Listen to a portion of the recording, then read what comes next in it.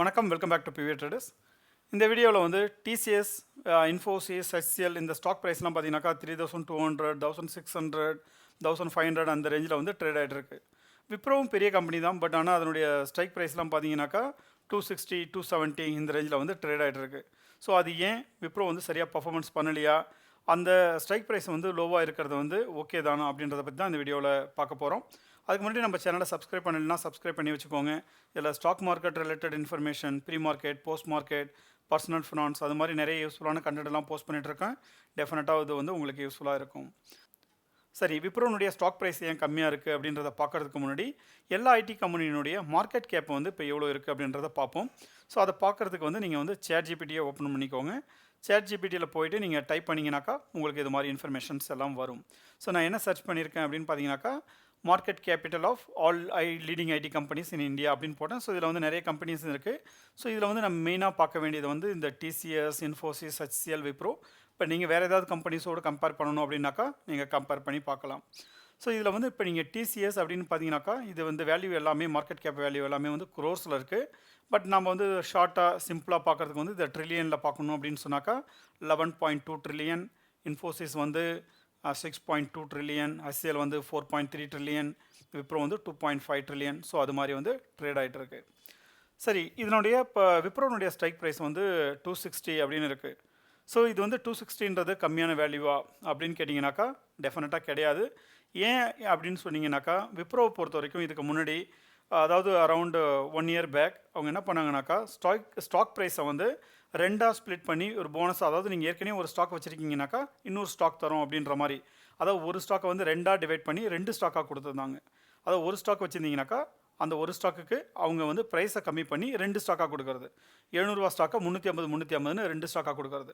So அது மாதிரி பண்ணியிருந்தாங்க.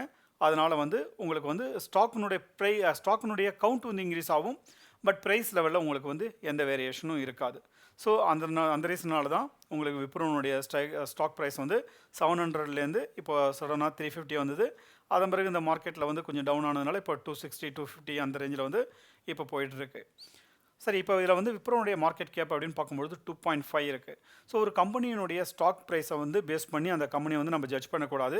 கம்பெனியினுடைய மார்க்கெட் கேப் எப்படி இருக்குது அப்படின்றத பேஸ் பண்ணி தான் ஒரு கம்பெனியை வந்து நம்ம கேஜ் பண்ண முடியும்.